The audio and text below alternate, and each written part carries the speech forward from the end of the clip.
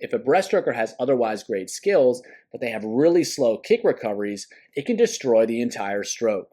And unfortunately, just telling swimmers to kick faster doesn't necessarily work. We need a tool that can consistently and reliably help swimmers learn how to move their feet faster. Hi everyone, Andrew here, helping you help your swimmers get faster. And in this video, we're talking kick recoveries and how to improve them for breaststroke. A fast kick recovery is an integral part of effective breaststroke timing, and without it, the whole stroke tends not to work very well. In this video, I'm going to show you one of my favorite strategies to make it happen. Foot speed is key in breaststroke, and it's key for three different reasons. The first is that timing is absolutely critical in breaststroke.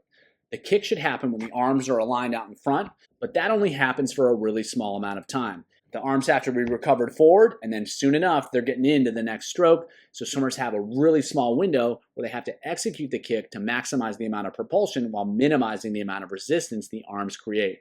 So for that to happen, the kick recovery needs to be fast so that the swimmer can get the feet up and ready to go and able to execute a great kick while the swimmer is still in alignment. Foot speed is also important because recovering the feet creates a lot of resistance. Swimmers have to bring their leg forward to make it happen, and that really can create a lot of drag. That can slow them down. So the faster the recovery happens, the sooner swimmers can get out of that position, which is creating a lot of drag.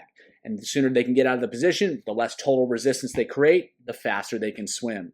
Finally, the faster the recovery of the kick, the more time they have to set up a great kick. If the recovery is slow, the setup's going to be rushed, and they're not going to get nearly as much propulsion as they otherwise could. But if the recovery is fast, they have a little bit more time to turn the feet out, set the feet up, and then execute a great kick. And that can make a huge difference in terms of how much propulsion is created. So for all these reasons, foot speed is really important. It helps swimmers execute more effective timing. It minimizes the resistance that's created with a prolonged recovery of the legs. And the faster the recovery of the kick is, the more time they have to set up a great kick, and that means more propulsion. So why is this such a difficult skill for swimmers to learn? First of all, every swimmer already thinks they have fast feet. And so telling them to move the feet fast doesn't work because they have no conception of what fast actually is. They already think they're going fast, they dial it up 1%, when really they need to move their legs twice as fast. And so it's hard for them to understand how fast they really need to go because they already think they're moving pretty fast and they have no conception of what's necessary and what's possible. The other challenge is that working on foot speed when swimming breaststroke can really disrupt the rhythm of the stroke. It feels terrible, and when they're focused on the legs, they forget what the arms need to do, they forget what they need to do with their breathing, so it can all get really messy. So if you're trying to help swimmers learn this skill while they're swimming breaststroke and you're just asking them to move their feet faster, it's going to cause problems because it's going to be really uncomfortable for them. It's going to feel terrible for them. And when things feel terrible, they tend not to repeat those skills. Lastly, breaststroke kicking can be difficult because swimmers have to recover the feet fast, but they also have to be patient with setting up the kick. So it's difficult for them to differentiate the two. A lot of times they'll just move everything fast, or they'll move everything slow. They struggle to recover fast while setting up slow. That's one more subtlety, one more nuance that makes it more difficult to execute a great breaststroke kick recovery. So to solve those problems, one of the strategies I really like is piston kicking. So what they're going to do is they're going to punch the knee forward, punch the knee back, just like a piston, hence the name. They're not going to turn the feet out. They're not going to go up, out, and around. They're just driving the knee forward and then driving the knee back. And in this case, foot speed is all that matters. They may or may not make great forward progress. That's not so much of a concern. They're just trying to punch the knees, punch the feet really, really, really fast as they can. And so to reflect that, they're going to keep the distances shorter and the rest periods longer. And that way they can maintain a really high foot speed, a really high level of effort. The goal is to help swimmers feel how to move the feet to the hips fast. The faster they can do it, the more effective they can be, the better they're going to learn this key skill. And that's what we're really trying to accomplish. What we're really trying to do is help them understand, help them feel how fast they can and how fast they need to recover the feet in breaststroke kicking. So this is what it looks like, punching the knees forward, driving the heels to the butt as fast as they can.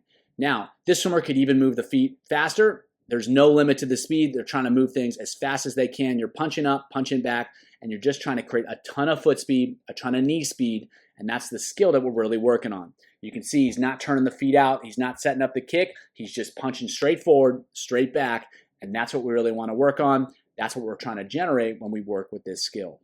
So how can you make it more effective? Number one is speed. The more you can have them focus on the foot speed, the better. And so you really want to push the limits of how fast they're moving their feet. If you've got tempo trainers, you can throw those on and really challenge them to move the feet fast and keep up with the beat. You can also use resistance so that they have to overcome the resistance and kick even harder and faster to make that happen. You can resist the body, parachutes, cords, power towers, that type of thing, or you can resist the feet with drag socks. Both cases, it's going to make it more difficult. They're going to have to overcome the resistance, and they're going to have to do so by being really intentional about how they create foot speed. You can also change their position. You can have them go against the wall. You can even have them do vertical piston kick. Those can be novel ways to stimulate the skill in a little bit different way, and it can be really useful for some swimmers.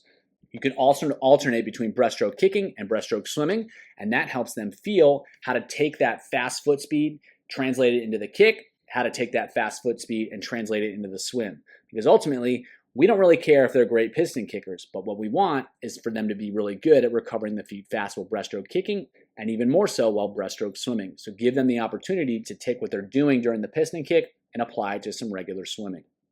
So here's some sets that you can try to help swimmers learn this skill using piston kick. First set, they're going to go 6 rounds through. They're going to go 25 as 12.5 piston kick, 12.5 breaststroke kick. That's fast. So they really feel that piston. They really feel the fast tempo. And then they're going to go right into regular breaststroke, trying to maintain that really fast kick recovery. 25 breaststroke, minimize stroke count and time, trying to add speed, trying to add length, and then a 25 breaststroke fast where they just really let it rip and then really try to pop that fast kick. Next set, they're going to go 3 rounds through. They're going to go 2 times 12.5 piston kick fast. So really focusing on the fast recoveries, and then they're going to go 350s, 3 kicks, 1 pull, descend 1 to 3, and the focus there is still on really fast kick recoveries, and they're going to get faster as they descend 1 to 3. They're going to repeat the same thing, except they're going to go 2 kicks, 1 pull, and then regular breaststroke swim on the 3rd section.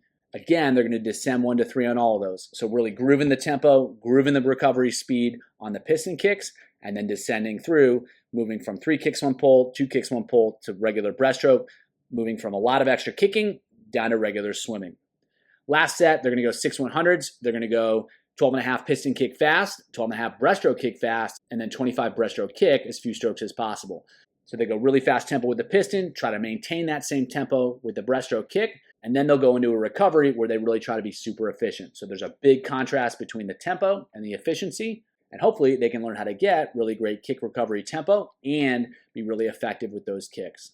If swimmers are struggling with the recovery speed of their breaststroke kick, piston kick can be really useful to help them feel exactly how fast they actually need to move their feet. If you want to learn more about how to improve breaststroke kicking, check out the video below.